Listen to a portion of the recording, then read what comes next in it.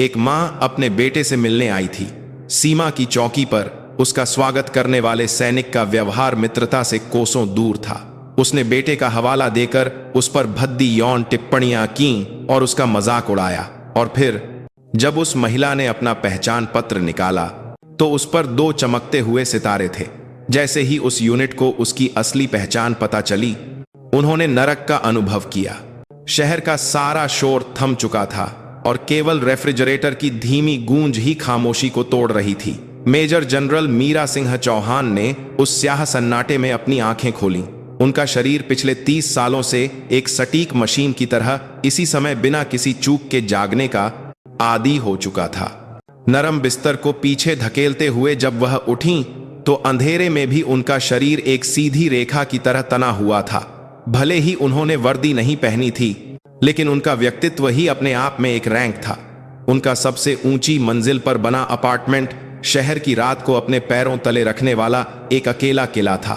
खिड़की के बाहर की अनगिनत रोशनियां एक ऐसी दुनिया की तरह लगती थीं जिनका उनकी जिंदगी से कोई वास्ता नहीं था। उनके पति, जो सेना में कर्नल थे, बहुत साल पहले एक मिशन में शहीद हो गए थे।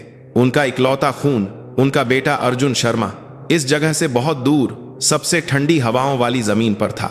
नियंत्रण रेखा लॉक के पार, जहां दुश्मन से दिन रात सामना होता था, वह एक फॉरवर्ड पोस्ट पर तैनात था। आज वह नागिन के नाम से मशहूर मेजर जनरल मीरा चौहान का नकाब उतारकर सिर्फ एक मां के तौर पर अपने बेटे से मिलने जा रही थी। रसोई की तरफ उनके कदमों में कोई आवाज नहीं थी। ग्रेनाइट के फर्श पर सिर्फ उनकी परछाई फिसल रही थी। उन्होंने पिछली रात देर तक तैयार की हुई सामग्री निकाली। अर्जुन को सिर्फ अपनी मां के हाथ का बना राजमा, चावल और आलू के परांठे पसंद थे। उनकी इच्छा थी कि ट्रेनिंग की थकान और पसीने से बेस्वाद हो चुके बेटे के मुंह का जायका वापस ला सकें। यह ममता ठंडी सब्जियों के ऊपर गर्माहट की एक परत की तरह बिछ गई। उन्होंने कसकर एप्रन बांधा। सैकड़ों जवानों को आदेश देने वाली अपनी आवाज को शांत कर वह सिर्फ अपने बेटे के लिए एक साधारण मां बनने को तैयार थीं। चॉपिंग बोर्ड पर लहसुन काटने की आवाज तीखेपन से गूंज रही थी। उनके हाथ ऑपरेशन के बैटन या फाइलों पर चलने वाले पेन के आदी थे, लेकिन रसोई का चाकू हमेशा अजनबी लगता था। अनाड़ीपन से चाकू चलाते हुए कई बार उनकी उंगलियां कटने से बचीं, लेकिन उन्होंने चेहरे पर कोई शिकन लाए बिना चुपचाप खाना बनाना जारी रखा। गरम तेल में परांठों के सिकने की सुगंध ने भोर के खालीपन को भर दिया। वह सुगंध ऐसी लग रही थी जैसे उनके और बेटे के बीच की मीलों की दूरी को जला देने वाला कोई मंत्र हो। खाना बनाते समय उन्होंने उन यादों को ताजा किया जिन्हें उन्होंने सीने में दफन कर दिया था। जब अर्जुन छोटा था तो उसे आया के भरोसे छोड़कर उन्हें रात में इमरजेंसी ड्रिल के लिए जाना पड़ता था। बेटे के रोने की आवाज पीठ में खंजर की तरह चुभती थी, लेकिन वह पीछे मुड़कर नहीं देख सकती थी। सेना में टिके रहने का उनका यही तरीका था। अपनी भावनाओं को मिटा दो, अपनी कमजोरी को मत दिखाओ और एक फौलादी दिल रखो। वह अर्जुन के लिए एक अच्छी मां नहीं थी। जब दूसरी मांएं अपने बच्चों का हाथ पकड़कर पिकनिक पर जाती थीं, तब वह अपने जवानों के साथ कीचड़ में रेंग रही होती थीं। बच्चे के स्कूल के फंक्शन देखने के बजाय वह सीमा पार दुश्मनों पर नजर रखती थीं। बेटे के बड़े होने की खबरें उन्हें हमेशा तस्वीरों या अपने पति की बातों से ही मिलती थीं। कभी कभार जब वह बड़े दिल से महंगे तोहफे खरीदतीं, तो वे अर्जुन का दिल नहीं जीत पाते थे, बल्कि बेटा और भी ज्यादा अपनी दुनिया में सिमट जाता था। कब से अर्जुन की आंखों में सम्मान की जगह नफरत और शिकायत ने ले ली थी। किशोरावस्था में अर्जुन पेंटिंग करना चाहता था, लेकिन उन्होंने उसके सपनों को कुचल दिया। इसे भांडगिरी कहकर उन्होंने उसके सारे रंग और ब्रश फेंक दिए और उसे जबरदस्ती मेज पर बिठा दिया। वह चाहती थीं कि उनका बेटा भी उनकी तरह एक मजबूत और स्थिर रास्ते पर चले। उन्हें विश्वास था कि यही अपने बेटे से प्यार करने का तरीका है, लेकिन उनका प्यार अर्जुन के लिए एक जुल्म था। जब सेना में भर्ती का बुलावा आया तो अर्जुन ने जैसे बगावत करते हुए सबसे मुश्किल जगह के लिए स्वयं सेवा की। यह अपनी मां की दुनिया के खिलाफ बेटे का युद्ध का ऐलान था।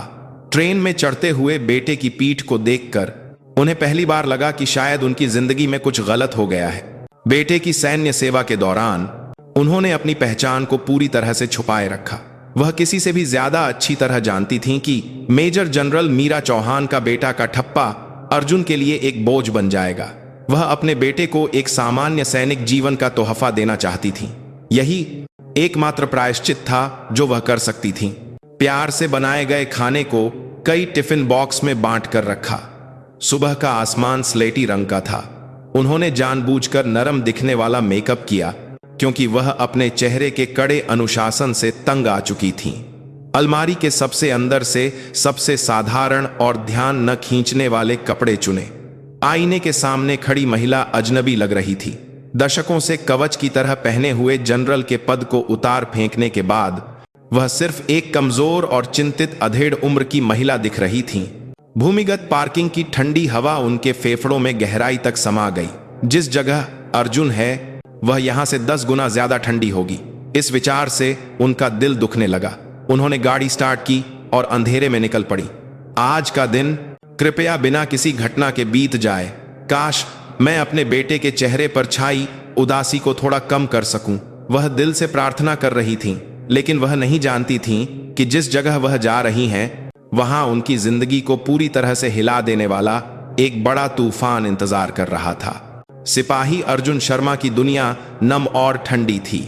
फटे हुए जूतों के अंदर घुसती ठंडक ने उसके पैरों की उंगलियों को सुन्न कर दिया था और हेलमेट के नीचे से पसीना और बारिश का पानी मिलकर ठुड्डी से टपक रहा था। घने अंधेरे में केवल बगल वाले साथी की हल्की सांस और हाथ में पकड़ी इंसास राइफल का ठंडा स्पर्श ही सहारा था। कश्मीर की रात एक जीवित प्राणी की तरह भयानक आवाजें निकाल रही थीं, जैसे उन्हें निगलने के लिए तैयार हो। कई दिनों की बारिश से गश्त का रास्ता कीचड़ में बदल गया था। हर कदम पर पैर गहरे कीचड़ में धंस जाता था। पूरी किट के वजह से दबे हुए कंधे टूटने की कगार पर थे। शारीरिक दर्द से ज्यादा उसे किसी भी समय कहीं से भी होने वाले हमले का डर परेशान कर रहा था। हवा से सरसराती झाड़ियों की आवाज से भी उसका दिल दहल जाता था। अर्जुन मूल रूप से इस दुनिया का नहीं था। उसके हाथ रंगों को मिलाने और कैनवास पर नाजुक ब्रश स्ट्रोक लगाने के लिए बने थे। वह एक कलाकार था जिसे दुनिया की सुंदरता को पकड़ने और उसे अपनी भाषा में व्यक्त करने में खुशी मिलती थी। लेकिन उसकी मां ने उसकी दुनिया को कभी नहीं समझा। उनके लिए कला कमजोर लोगों के लिए एक पलायन मात्र थी। वह चाहती थीं कि उनका बेटा उनके रास्ते पर चले, एक मजबूत और अटूट सैनिक बने। सेना में उसका आना मां के खिलाफ उसकी आखिरी बगावत थी।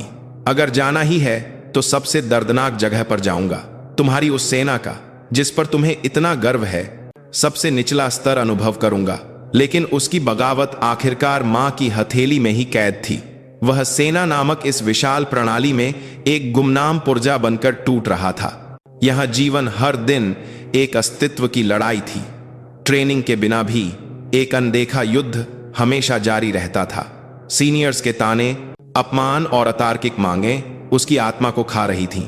पेंटिंग करने की वजह से उसे कलाकार कहकर ताना मारा जाता था। अपने अंतर्मुखी स्वभाव के कारण उस पर सामाजिक रूप से अयोग्य होने का ठप्पा लगा दिया गया था। उसने विरोध करने के बजाय चुप्पी को चुना। चुप रहो, आज्ञा मानो और जितना हो सके किसी की नजर में मत आओ। यही उसका जीवित रहने का तरीका था। ओए अर्जुन, पीछे मत रह, साथ चल। मरना है क्या? आगे चल रहे हवलदार विक्रम की कर्कश आवाज अंधेरे को चीरती हुई आई। अर्जुन ने दांत भींचकर कीचड़ भरे रास्ते पर आगे बढ़ा। माफ कीजिए, शब्द उसके गले में ही अटक गए। यहां माफी मांगना कमजोरी का सबूत था। लंबी रात की घात लगाकर की गई कार्रवाई के बाद जब वह यूनिट में लौटा तो वह लगभग बेहोश होने की हालत में था। कीचड़ और पसीने से सनी वर्दी उतारने की भी उसमें हिम्मत नहीं थी। वह बैरक के फर्श पर बैठकर हाँफ रहा था। तभी किसी ने उसे एडमिन ऑफिस से बुलाया। सिपाही अर्जुन शर्मा, तुमसे कोई मिलने आया है। 10 मिनट में चौकी पर पहुंचो। मुलाकात। इस शब्द से बैरक का सारा शोर थम गया। दर्जनों आंखें एक साथ उसकी ओर घूम गईं। कौन है? गर्लफ्रेंड है क्या? एक सीनियर के सवाल पर साथियों की आंखों में जिज्ञासा और ईर्ष्या की चमक थी। अर्जुन ने सिर हिलाया। उससे मिलने आने वाला केवल एक ही व्यक्ति हो सकता था। मां आई है। उसके जवाब से बैरक का माहौल तेजी से ठंडा हो गया। अरे मां है क्या? निराशा भरी आवाजें इधर उधर से आने लगीं और उसकी ओर देख रही नजरें फिर से उदासीनता से बिखर गईं। अर्जुन ने भारी शरीर को उठाया। उसे मां के आने की खुशी नहीं थी, बल्कि वह चिढ़ और असहज महसूस कर रहा था। ऐसे समय में क्यों आना था जब मैं सबसे थका हुआ और दयनीय दिख रहा हूं? वह निश्चित रूप से उसकी ऐसी हालत देखकर ताना देंगी और कहेंगी कि उसमें अनुशासन की कमी हो गई है। सिर्फ कल्पना से ही उसका दम घुट रहा था। वह अपनी अलमारी के आईने के सामने खड़ा हुआ और अपना चेहरा देखा। कई दिनों की फील्ड ट्रेनिंग से त्वचा खुरदरी हो गई थी और आंखों के नीचे काले घेरे थे। होंठ सूखे और फटे हुए थे। एक होठा खड़ी हाथ, नंबर संधान और आंखों में थकान और निराशा से धुंधलापन था। वह चिल्लाना चाहता था, यही है वह असली मर्द का चेहरा जो तुम चाहती थीं। चौकी की ओर जाते हुए उसके कदम भारी थे। दूर चौकी के सामने एक जानी पहचानी कार और उसके बगल में छाता लिए खड़ी मां की परछाई दिखाई दी। लेकिन माहौल कुछ ठीक नहीं लग रहा था। चौकी पर पहरा दे रहे 2 सैनिक मां को घेरे हुए थे और कुछ बहस कर रहे थे। उनका रवैया अभद्र था और उनकी आवाज धमकी भरी थी। अर्जुन का दिल बुरी तरह से धड़कने लगा। उसने अनजाने में ही अपने कदम तेज कर दिए। एक बड़ी चिंता काले बादल की तरह उसके पूरे शरीर पर छा रही थी। उस सुबह 7वीं बटालियन की चौकी पर हवा असामान्य रूप से नम और अप्रिय थी। रात भर हुई बारिश रुक गई थी, लेकिन घने कोहरे ने पूरी यूनिट को ढक लिया था। चौकी पर ड्यूटी पर तैनात हवलदार विक्रम सिंह को यह सब पसंद नहीं आ रहा था। न तो चिपचिपा मौसम 7वीं बटालियन की चौकी पर, न ही रात को ठीक से न सो पाने के कारण दुखता हुआ सिर, और न ही यह घृणित सैन्य जीवन जहां वह बस अपनी सेवा समाप्त होने का इंतजार कर रहा था। विक्रम के लिए सेना अन्याय का एक संग्रह थी, एक जंगल जहां शक्तिशाली और अधिक शक्ति का आनंद लेता है और शक्तिहीन को पूरी तरह से कुचल दिया जाता है। वह खुद को उस जंगल का एक निचला शिकारी समझता था। वह अपने से कमजोर सिपाहियों पर हुक्म चलाकर और अपनी छोटी सी शक्ति का अधिकतम उपयोग करके अपनी बोरियत दूर करता था। उसके विकृत मनोविज्ञान की जड़ें शायद उसके पारिवारिक इतिहास में थीं, जहां उसके पिता, जो एक पूर्व सूबेदार थे, को अधिकारियों के भ्रष्टाचार में फंसने के बाद अपमानजनक तरीके से सेवानिवृत्त कर दिया गया था। वह तथाकथित अमीर बच्चों और उच्च अधिकारियों से बीमारू नफरत करता था। उसके बगल में एक नया सिपाही, राहुल वर्मा, घबराहट में अपने पैर हिला रहा था। राहुल एक भला और डरपोक युवक था। उसे विक्रम के कठोर शब्द और हिंसक व्यवहार असहज और डरावने लगते थे, लेकिन वह इसका विरोध करने की हिम्मत नहीं कर सकता था। क्या बकवास मौसम है, आज तो कोई पागल औरत भी मिलने नहीं आएगी, विक्रम ने थूकते हुए कहा। तभी उसकी नजर कोहरे को चीरती हुई धीरे धीरे आ रही एक काली विदेशी कार पर पड़ी। उसके होठों पर एक क्रूर मुस्कान फैल गई। उबाऊ शिकारगाह में आखिरकार एक शिकार आ ही गया। कार चौकी के सामने रुकी और एक साफ सुथरे कपड़े पहने अधेड़ उम्र की महिला बाहर निकली। वह मीरा चौहान थीं। नमस्ते, मैं सिपाही अर्जुन शर्मा से मिलने आई हूं, मीरा ने जितना हो सके विनम्र और नरम आवाज में कहा। विक्रम ने उसे सिर से पांव तक बेशर्मी से घूरा। महंगे कपड़े, शानदार हैंडबैग और हर हाव भाव से झलकती शान दिल्ली की कोई हाई सोसाइटी मेमसाब लगती है। उसकी आंखों में लालच चमक उठा। इस तरह के लोग दुनिया से अनजान होते हैं और थोड़ी सी धमकी से ही आसानी से बटुआ खोल देते हैं। पहचान पत्र दिखाइए, विक्रम ने जानबूझकर हाथ बांधकर ठुड्डी से इशारा करते हुए कहा। मीरा को यह अपमानजनक लगा, लेकिन उन्होंने बिना कुछ दिखाए अपने बटुए से पहचान पत्र निकाला और उसे दे दिया। उसने लापरवाही से पहचान पत्र लिया और उसके चेहरे और तस्वीर को बारी बारी से देखते हुए एक भद्दी मुस्कान के साथ कहा, अरे मैडम जी, आप तो तस्वीर से ज्यादा खूबसूरत हैं। बेटे की तो किस्मत अच्छी है, इतनी सुंदर मां जो मिली है। यह एक घटिया यौन उत्पीड़न था। मीरा की भौहें तन गईं, लेकिन वह अभी भी शांत रही। कृपया प्रक्रिया पूरी करें। अरे इतनी जल्दी क्या है, हम कोई गैर थोड़े ही हैं। आपका बेटा और मैं तो रोज साथ में खाते पीते हैं। विक्रम एक कदम और करीब आया। उसके शरीर से आती पसीने और सिगरेट की दुर्गंध असहनीय थी। हमारा अर्जुन सेना में अच्छा कर रहा है। देखिए, यह तो मेरे हाथ में नहीं है। यह इस बात पर निर्भर करता है कि आप क्या करती हैं। यह सीधे सीधे पैसे की मांग थी। बेटे के सैन्य जीवन को दांव पर लगाकर एक घिनौनी धमकी। मीरा ने उसे चुपचाप देखा। उसकी आंखें एक गहरी झील की तरह शांत थीं, लेकिन उनकी गहराइयों में गुस्से का लावा उबल रहा था। उसने अनगिनत संकटों का सामना किया था, दुश्मन के इलाके के बीच में भी, हजारों सैनिकों के सामने भी। उसने कभी अपना आपा नहीं खोया था, लेकिन इस कीड़े जैसे इंसान के सामने उसके सब्र का बांध टूट रहा था। क्या तुम जानते हो कि तुम क्या कह रहे हो, हवलदार? उसकी आवाज ठंडी पड़ गई थी। पहले की नरमी का कोई नामो निशान नहीं था। विक्रम एक पल के लिए हिचकिचाया। महिला की आंखों से निकलती शक्ति असाधारण थी, लेकिन वह शुरू किए गए खेल से पीछे नहीं हट सकता था। वह और भी ज्यादा अहंकार से बोला, मतलब क्या? आप इतनी दूर से आई हैं, हमारी मेहनत के लिए थोड़ा चाय पानी का इंतजाम कर देंगी तो हम अर्जुन का और अच्छे से ख्याल रखेंगे। दुनिया ऐसे ही चलती है मैडम जी। उसने अपनी बात खत्म करते हुए मीरा के हाथ पर थपकी दी। उसी पल मीरा का सब्र टूट गया। अपना गंदा हाथ हटाओ। बर्फ से भी ज्यादा ठंडी आवाज। उस आवाज में कुछ ऐसा था जो इंसान के आदिम डर को जगाता था। विक्रम ने अनजाने में अपना हाथ पीछे खींच लिया। ये औरत क्या चीज है? अगर दोबारा मेरे शरीर को हाथ लगाया या मेरे बेटे का नाम अपनी जुबान पर लाए तो याद रखना, तुम्हारी सैन्य सेवा नहीं, तुम्हारी जिंदगी खत्म हो जाएगी। यह कोई चेतावनी नहीं थी, यह एक फैसला था। विक्रम के चेहरे से मुस्कान गायब हो गई और उसकी जगह घबराहट और गुस्से ने ले ली। उसने सहज रूप से महसूस किया कि उसने कुछ ऐसा छू लिया है जिसे नहीं छूना चाहिए था, लेकिन अब बहुत देर हो चुकी थी। दूर से उसका बेटा अर्जुन और उसके पीछे गश्त कर रहे यूनिट के कर्नल अजय वर्मा उनकी ओर आ रहे थे। तूफान की शुरुआत हो रही थी। कर्नल अजय वर्मा एक टिपिचनी नौकरशाह शैली के सैनिक थे। उनकी दुनिया नियमों, प्रक्रियाओं और वरिष्ठ अधिकारियों को खुश करने के इर्द गिर्द घूमती थी। उनके लिए न्याय या कर्तव्यनिष्ठा जैसे शब्द पुराने अवशेष थे जो पदोन्नति में मदद नहीं करते थे। उनका एकमात्र लक्ष्य था, कोई पत्रह था, एकमात्र कर्तव्यनिष्ठा। आगे क्या हंगामा हो रहा है? कर्नल वर्मा की दहाड़ से चौकी पर हर हरकत रुक गई। हवलदार विक्रम और सिपाही राहुल मूर्ति की तरह खड़े हो गए। उनके चेहरों पर सांप के सामने चूहे जैसा डर था। मीरा ने बिना किसी भाव के चुपचाप उनकी ओर देखा। सर, यह नागरिक नियमों का उल्लंघन कर रही थी।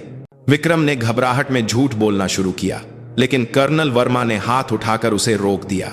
चुप रहो, बाद में देखूंगा। उन्होंने स्थिति को संभालना जरूरी समझा। उन्होंने विक्रम को तीखी नजरों से घूरने के बाद मीरा की ओर मुड़कर गहराई से सिर झुकाया। माफ कीजिए मैडम, हमारे सैनिकों की ट्रेनिंग में कमी के कारण आपको बहुत असुविधा हुई। मैं जिम्मेदारी लेता हूं और इस मामले में सख्त कार्रवाई करूंगा। उनका रवैया बेहद विनम्र था, लेकिन इरादा साफ था। कृपया मामले को यहीं खत्म कर दीजिए। वह नहीं चाहते थे कि यह बात डिवीजन कमांडर तक पहुंचे। मीरा ने कर्नल वर्मा को देखा। उनका रैंक, नाम का टैग और उनकी आंखों में छिपी कायरता और गणनात्मक रवैया, उन्होंने एक पल में सब कुछ भांप लिया। यह आदमी समस्या को हल करने वाला नहीं, बल्कि दबाने वाला है। तभी हांफता हुआ अर्जुन वहां पहुंचा। मां, उसने तनावपूर्ण माहौल में खड़ी अपनी मां, घबराए हुए सैनिकों और गुस्से में दिख रहे कर्नल को देखकर स्थिति की गंभीरता को समझ लिया। उसका चेहरा सफेद पड़ गया। अर्जुन, मीरा ने अपने बेटे को बुलाया। धूल में सने बेटे की दयनीय हालत देखकर उनका दिल कट गया। आप सिपाही अर्जुन शर्मा की मां हैं? मैं एक बार फिर माफी मांगता हूं। इन सैनिकों को नियमों के अनुसार सजा दी जाएगी। और कर्नल अजय वर्मा, मीरा ने उसकी बात काट दी। उनकी आवाज अब पूरी तरह से बदल चुकी थी। एक ऐसी आवाज जो स्टील की तरह ठंडी और तेज थी, जिसमें कोई भावना नहीं थी। कर्नल वर्मा हैरान रह गए। एक आम नागरिक उनका नाम और रैंक कैसे जानती है? इससे पहले कि वह कुछ समझ पाते, मीरा ने अपने हैंडबैग से एक सैन्य पहचान पत्र निकाला और उनकी आंखों के सामने खोल दिया। दुनिया की सारी आवाजें बंद हो गईं। कर्नल वर्मा की आंखें फटने को हो गईं। उन्होंने अपनी आंखों पर विश्वास न करते हुए पहचान पत्र को कई बार देखा। एक साफ तस्वीर, उसके बगल में 2 चमकते हुए सितारे और नाम, major general Meera Singh Chauhan. Madam, general साहिबा। उनके मुंह से हवा निकलने जैसी आवाज आई। उनका दिमाग सुन्न हो गया। उनके पैर कांपने लगे और शरीर का सारा खून ठंडा पड़ गया। मीरा चौहान, सेना के अंदर नागिन के नाम से मशहूर महिला। रक्षा मंत्रालय की एक शक्तिशाली अधिकारी। उनके तेज स्वभाव और क्रूर कार्यशैली से कोई भी अनजान नहीं था। लेकिन वह यहाँ एक आम नागरिक के भेष में क्यों? उनकी नजर मशीन की तरह बगल में खड़े सिपाही अर्जुन शर्मा पर गई। कहीं कहीं यह लड़का। उनका दिल एक अथाह खाई में गिर गया। विक्रम और राहुल की तो आत्मा ही शरीर छोड़ चुकी थी। उन्हें अपने किए की भयावहता का एहसास हुआ और वे पत्थर की तरह जम गए। सबसे बड़ा झटका अर्जुन को लगा था। उसने अपनी मां के हाथ में मौजूद पहचान पत्र को घूरते हुए देखा। वह दुनिया जिससे वह भागना चाहता था, वह विशाल शक्ति जिससे वह नफरत करता था, अब उसकी आंखों के सामने एक राक्षस की तरह सब कुछ निगलने के लिए प्रकट हो गई थी। जिस पल उसकी मां ने अपनी पहचान उजागर की, उसका स्वाभिमान और एक सामान्य सैनिक जीवन का सपना पूरी तरह से चकनाचूर हो गया। उस जमे हुए समय में केवल मीरा चौहान ही चल रही थीं। उन्होंने अपनी ठंडी नजरों से कर्नल वर्मा को भेदते हुए कहा, कर्नल, इस क्षण से यहां की पूरी कमान मैं संभालती हूं। तुरंत डिवीजन कमांडर को फोन करो। कहो नागिन आ गई है। एक भी शब्द गलत नहीं होना चाहिए। यह एक ऐसा आदेश था जिसे टाला नहीं जा सकता था। मेजर जनरल राजीव मल्होत्रा उस सुबह अपने आवास पर एक दुर्लभ छुट्टी का आनंद ले रहे थे। तभी कर्नल अजय वर्मा का एक फोन आया जिसने उनके शांतिपूर्ण सप्ताहांत को बर्बाद कर दिया। फोन पर कर्नल की आवाज लगभग एक चीख थी। सर, आपको तुरंत चौकी पर आना होगा। मेजर जनरल मीरा चौहान यहां है। नागिन आ गई है सर। नागिन, इस शब्द से जनरल मल्होत्रा की रीढ़ में ठंडक दौड़ गई। मीरा चौहान, वह यह नाम नहीं भूल सकते थे।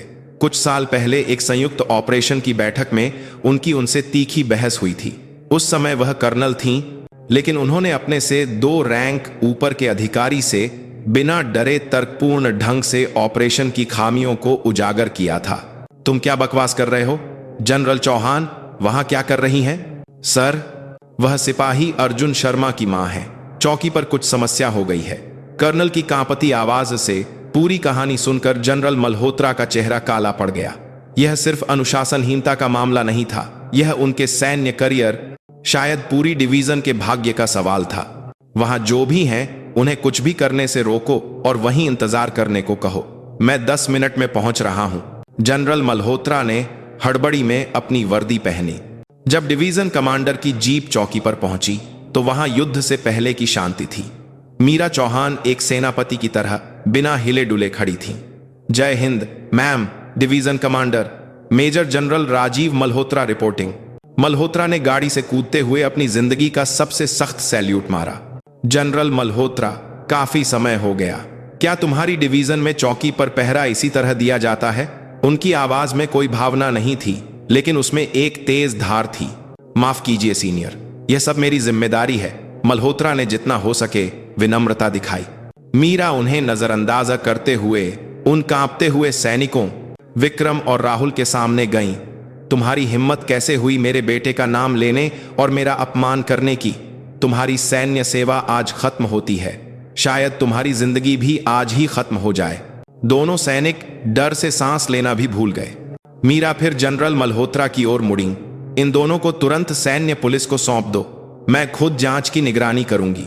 और वह कर्नल, उनकी उंगली अजय वर्मा की ओर उठी। उसे कर्तव्य में लापरवाही के आरोप में तुरंत पद से हटाओ और आर्मी हेडक्वार्टर की अनुशासनात्मक समिति के सामने पेश करो। यह एक सैन्य अधिकारी के लिए मौत की सजा के बराबर था। कर्नल वर्मा की आंखों के सामने अंधेरा छा गया। अर्जुन यह सब एक भूत की तरह खड़ा देख रहा था। अपनी मां की अपार शक्ति के सामने वह एक छोटा और शक्तिहीन प्राणी था। वह दुनिया जिससे वह नफरत करता था अब उसकी रक्षा के नाम पर सब कुछ नष्ट कर रही थी। उसे बचाया नहीं जा रहा था, उसे एक विशाल तूफान के केंद्र में बलि के बकरे की तरह पेश किया गया था। डिवीजन कमांडर का ऑफिस एक वैक्यूम की तरह शांत था। मीरा, अर्जुन और जनरल मल्होत्रा वहां थे। अर्जुन एक खाली नजर से फर्श को घूर रहा था। अर्जुन, मीरा ने अपने बेटे का नाम पुकारा। अर्जुन ने धीरे से सिर उठाया। उसकी आंखों में नफरत, गुस्सा और गहरी अवमानना उबल रही थी। क्यों? अर्जुन के मुंह से निकला पहला शब्द एक चीख जैसा था। आपने ऐसा क्यों किया? आप अपनी मर्जी से मेरी जिंदगी क्यों बर्बाद कर रही हैं? बेटे के तीखे आरोप से मीरा के फौलादी चेहरे पर पहली बार दरार पड़ी। यह तुम्हारे लिए था। मेरे लिए? अब यूनिट में हर कोई मुझे एक राक्षस की तरह देखेगा। वे कहेंगे कि मैं जनरल का बेटा हूं जिसके बड़े संपर्क हैं, मुझसे कोई बात नहीं करेगा। इससे तो अच्छा होता कि मैं उन लोगों से पिट जाता। आपके दिए इस नरक से तो वह कहीं बेहतर होता। अर्जुन लगभग चीख पड़ा। उसकी आंखों में आंसू थे, बेटे के आंसू। यह मीरा चौहान का सबसे बड़ा हथियार और सबसे घातक कमजोरी थी। माफ कर दो, उनके मुंह से वे शब्द निकले जो उनकी जिंदगी में सबसे अजनबी थे। सब मेरी गलती थी बेटा। उसकी आवाज में भी नमी थी। अपनी मां को इस तरह टूटते देख अर्जुन और भी ज्यादा भ्रमित हो गया। उस दिन के बाद अर्जुन का सैन्य जीवन एक अलग ही तरह का नरक बन गया। अधिकारी उससे जरूरत से ज्यादा विनम्र थे, लेकिन उस विनम्रता में एक स्पष्ट प्रार्थना छिपी थी, कृपया कोई समस्या खड़ी मत करना। सीनियर्स ने उसे गालियां देना या काम देना बंद कर दिया, लेकिन यह चुप्पी सम्मान नहीं बल्कि स्पष्ट बहिष्कार था। वे अर्जुन को एक इंसान नहीं बल्कि एक टाइम बम मानते थे। सबसे ज्यादा तकलीफदेह उसके साथियों का व्यवहार था, जो कल तक उसके साथ हंसते बोलते थे, अब उन्होंने उससे मुंह मोड़ लिया था। वह पूरी तरह से अकेला हो गया था। उसे अपनी मां से नफरत हो गई। उसे विश्वास हो गया था कि उनके अहंकारी और दबंग प्यार ने उसका सब कुछ नष्ट कर दिया है। कुछ दिनों बाद पूरी डिवीजन में सैन्य संस्कृति में सुधार के लिए विशेष निर्देश जारी किए गए। यह मेजर जनरल चौहान का ही प्रभाव था, लेकिन दशकों पुरानी सैन्य संस्कृति की अंधेरी आदतें इतनी आसानी से नहीं बदल सकती थीं। उस रात जब सब सो रहे थे, अर्जुन चुपचाप बैरक से बाहर निकल आया। उसने आसमान की ओर देखा। उसने उन अनगिनत तारों में से 2 ठंडे और चमकते हुए तारों को खोजने की कोशिश की। क्या मां के कंधों पर लगे सितारे भी इतने ही अकेले और खाली चमकते होंगे? उसने पहली बार अपनी मां के जीवन के बारे में गंभीरता से सोचने की कोशिश की। एक महिला के रूप में हजारों पुरुष सैनिकों की कमान संभालने के लिए उन्हें क्या क्या छोड़ना और त्यागना पड़ा होगा। उनके ठंडे चेहरे के पीछे कितने आंसू और दर्द छिपे होंगे। जैसे ही यह विचार उसके मन में आया, मां के प्रति उसकी गहरी नफरत थोड़ी कम हो गई। वह अभी भी उन्हें माफ नहीं कर सकता था, लेकिन अब वह उन्हें एक अलग नजरिए से देख सकता था। सैन्य पुलिस की जांच शुरू हो गई थी। विक्रम ने पहले तो ढिठाई दिखाई, लेकिन चौकी के सीसीटीवी फुटेज, जिसमें उसकी आवाज भी रिकॉर्ड हो गई थी, और कर्नल वर्मा के बयान के सामने उसकी एक न चली। आखिरकार वह टूट गया और उसने सब कुछ कबूल कर लिया। राहुल वर्मा ने शुरू से ही सब कुछ बता दिया। उसने कहा कि वह विक्रम के दबाव में था। जांच यहीं नहीं रुकी। सैन्य पुलिस ने पूरी यूनिट की व्यापक जांच शुरू कर दी। विक्रम द्वारा अन्य सैनिकों के साथ की गई मारपीट और वसूली के मामले सामने आए। कुछ अधिकारियों द्वारा इसे नजरअंदाज किए जाने के भी सबूत मिले। जांच पूरी होने के बाद सैन्य अदालत में मुकदमा चला। न्यायाधीश ने फैसला सुनाया। आरोपी विक्रम सिंह को 3 साल की सख्त कैद और आरोपी राहुल वर्मा को 6 महीने की निलंबित सजा सुनाई जाती है। सजा सुनते ही विक्रम चीख मारकर गिर पड़ा। राहुल ने राहत की सांस ली, लेकिन उसकी आत्मा पर हमेशा के लिए एक कायर का दाग लग गया। इस घटना के बाद मीरा चौहान को रक्षा मंत्रालय में नवगठित सैनिक कल्याण और सुधार समिति का प्रमुख बनाया गया। वह देश भर की दूर दराज की चौकियों का दौरा करने लगी। अधिकारियों के बीच उनकी कुख्याति बढ़ती गई, लेकिन सैनिकों के बीच उन्हें मीरा मैम कहकर समर्थन मिलने लगा, क्योंकि उनके दौरों के बाद वास्तव में छोटे लेकिन सार्थक बदलाव हो रहे थे। लेकिन जब वह रात में अपने खाली सरकारी आवास पर लौटती तो उन्हें गहरे अकेलेपन से लड़ना पड़ता था, और उस अकेलेपन के केंद्र में हमेशा उनका बेटा अर्जुन होता था। एक रात उन्हें अपने पति के सामान में एक पुराना बक्सा मिला। उसमें अर्जुन के बचपन के लिखे पत्र थे। टेढ़ी मेढ़ी लिखावट में लिखे पत्रों में मां के प्रति गर्व और यादें भरी थीं। मां, आज मैंने टीवी पर फौजी अंकल को देखा। आप भी उतनी ही अच्छी लगती हो। मेरे दोस्त कहते हैं कि मेरी मां सबसे अच्छी हैं। पत्र पढ़ते पढ़ते उनकी आंखों से आंसू बहने लगे। उन्हें एहसास हुआ कि उन्होंने खुद अपने बेटे को दूर किया था। बेटे से चोट लगने के डर से उन्होंने खुद को जनरल के कवच में छिपा लिया था। उन्होंने फैसला किया, वह अब इस कायर कवच के पीछे नहीं छिपेंगी। सब कुछ खोने की कीमत पर भी वह एक मां के रूप में अपने बेटे के सामने खड़ी होंगी। अगले सप्ताहांत वह फिर से अपने बेटे की यूनिट में गईं। इस बार कोई आधिकारिक प्रक्रिया या स्टाफर नहीं था। उन्होंने एक साधारण कार किराए पर ली और बाजार से खरीदे हुए सस्ते कपड़े पहने। उनके हाथ में खाने का टिफिन नहीं, बल्कि एक पुरानी कविता की किताब थी जो अर्जुन को सेना में आने से पहले पसंद थी। मुलाकात कक्ष में अजीब सी खामोशी थी। अर्जुन अपनी मां से नजरें मिलाने से बच रहा था। यह किताब तुम्हें अभी भी पसंद है, इसलिए ले आई, मीरा ने चुप्पी तोड़ी। अब यह सब बंद कीजिए, अर्जुन ने कहा। इस तरह की हमदर्दी और दिखावा, मैं इससे तंग आ गया हूं। बस मुझे अकेला छोड़ दीजिए, जैसा कि आप हमेशा करती आई हैं। बेटे के शब्द एक तेज चाकू की तरह उनके दिल में चुभ गए। तुम सही हो, मीरा ने कहा, और पहली बार उन्होंने अपने फौलादी नकाब के पीछे का असली चेहरा दिखाया। मैं एक पाखंडी मां हूं। मैंने तुम्हें प्यार करने के बहाने हमेशा अपनी महत्वाकांक्षाओं के लिए एक उपकरण के रूप में इस्तेमाल किया। अर्जुन की आंखें चौंक गईं। मैं सेना में किसी महान देशभक्ति के कारण नहीं आई थी। यह बस एक गरीब और बेसहारा महिला के जीवित रहने की एक हताश कोशिश थी, ताकि कोई मुझे कमजोर न समझे। मैं पुरुषों से भी ज्यादा सख्त और मजबूत बन गई, और तुम मेरी एकमात्र कमजोरी थे। जब भी मैं तुम्हें देखती थी, मैं कमजोर पड़ जाती थी, इसलिए मैंने तुम्हें और भी सख्ती से पाला। मैं चाहती थी कि तुम भी मेरी तरह मजबूत बनो। वह अपनी सीट से उठी और बेटे के पास जाकर उसके सामने घुटनों के बल बैठ गईं। उन्होंने उसका हाथ पकड़ा। उस दिन चौकी पर मुझे अपने बेटे के अपमान से ज्यादा अपनी इज्जत पर हुए हमले पर गुस्सा आया था। तुम्हारी रक्षा करने के नाम पर मैं असल में अपनी शक्ति का प्रदर्शन करना चाहती थी। मैं ऐसी ही एक स्वार्थी और घिनौनी मां हूं। उनके चेहरे पर आंसू बह रहे थे। अर्जुन, मां तुमसे माफी मांगती है, तुम्हारे सपनों को कुचलने के लिए, तुम्हारे दिल को चोट पहुंचाने के लिए। मुझे माफ कर दो। उनकी दर्दनाक स्वीकारोक्ति और आंसुओं के सामने अर्जुन के दिल में जमी नफरत की बर्फ पिघलने लगी। उसने पहली बार अपनी मां के ठंडे नकाब के पीछे छिपी एक घायल आत्मा को देखा। उठिए, अर्जुन ने कांपती आवाज में कहा। उसकी आंखों में भी आंसू थे। मुझे ज्यादा नफरत थी खुद से। माफ कर दीजिए मां। मीरा ने अपने बेटे को कसकर गले लगा लिया। यह एक बहुत देर से हुई लेकिन बहुत जरूरी सुलह थी। समय बीतता गया। अर्जुन अब एक जिम्मेदार लांस नायक बन गया था। वह अपनी यूनिट में एक आदर्श सैनिक था। उसका और उसकी मां का रिश्ता पहले से कहीं ज्यादा गहरा और मजबूत हो गया था। वे पत्रों के जरिए एक दूसरे के सबसे अच्छे दोस्त बन गए थे। एक दिन अर्जुन ने अखबार में एक अविश्वसनीय खबर पढ़ी। उसकी मां मेजर जनरल मीरा चौहान ने स्वैच्छिक सेवानिवृत्ति के लिए आवेदन किया था। मां, यह अचानक क्यों? अब समय आ गया है बेटा। मैंने अपनी पूरी जिंदगी एक सैनिक के रूप में जी है। अब मैं अपनी बाकी जिंदगी अर्जुन की मां मीरा के रूप में जीना चाहती हूं, तुम्हारे साथ बहुत ही साधारण और सादगी से। कुछ हफ्तों बाद मीरा चौहान का एक सादा सेवानिवृत्ति समारोह आयोजित किया गया। अर्जुन विशेष छुट्टी लेकर वहां मौजूद था। मंच पर मीरा ने वर्दी की बजाय एक साधारण साड़ी पहनी हुई थी। उन्होंने अपनी 30 साल की सैन्य सेवा को याद किया और अंत में उन्होंने अपने बेटे की ओर देखकर कहा, मेरा एक बेटा है जिसे मैं दुनिया में सबसे ज्यादा प्यार करती हूं।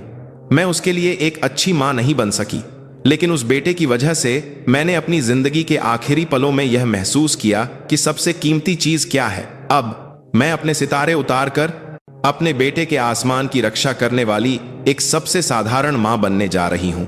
भाषण समाप्त करने के बाद वह अपने बेटे की ओर चली और सबके सामने उन्होंने गर्व से अपने बेटे के कंधे पर लगे लैंस नायक के स्ट्राइप को छुआ। अर्जुन चुपचाप अपने आंसू पी गया। मां के कंधे से गिरे सितारे अब उसके दिल में पहले से कहीं ज्यादा चमक रहे थे। समय के साथ सब कुछ या तो अपनी जगह पर लौट आता है या पूरी तरह से एक नई जगह पर चला जाता है। जेल में बंद विक्रम एक आदर्श कैदी था और वेल्डिंग सीख रहा था। राहुल वर्मा एक स्वयंसेवी संगठन में शामिल होकर अफ्रीका के एक छोटे से गांव में बच्चों को पढ़ा रहा था।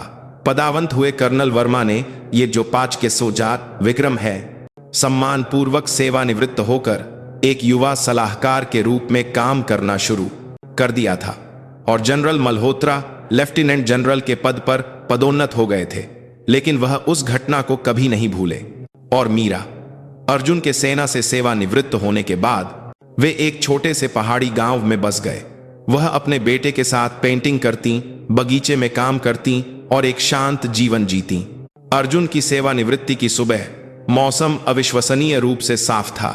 उसने अपने साथियों को अलविदा कहा। आखिरी बार वह उसी चौकी से गुजरा जिसने उसकी जिंदगी बदल दी थी। गेट के बाहर उसकी मां एक उज्जवल मुस्कान के साथ उसका इंतजार कर रही थी। घर लौटते समय कार में हल्का संगीत बज रहा था। उन्होंने एक दूसरे का हाथ पकड़ रखा था। घर पर अर्जुन के लिए एक शानदार स्वागत भोजन तैयार था, माँ के हाथ का बना खाना जिसे वह बहुत याद करता था। दोपहर में मीरा और अर्जुन एक पुराने एल्बम को देख रहे थे। वे अतीत की अजीब और अनाड़ी यादों पर एक साथ हंसे। अर्जुन, हम कल क्या करेंगे? माँ के सवाल पर अर्जुन ने मुस्कुराते हुए जवाब दिया, पता नहीं, बस आपके साथ रहना चाहता हूं, कुछ भी किए बिना। उनका लंबा और कठोर झाड़ा अब पूरी तरह से खत्म हो गया था। अगले दिन सुबह दोनों ने एक साथ ब्रश उठाया और कैनवास के सामने खड़े हो गए। उनके सामने एक सफेद कैनवास था और अनंत संभावनाओं से भरे नए दिन थे। खिड़की के बाहर से वसंत की शानदार धूप आ रही थी। यह केवल मौसम का वसंत नहीं था, यह आखिरकार उनके जीवन में आया दूसरा शानदार वसंत था।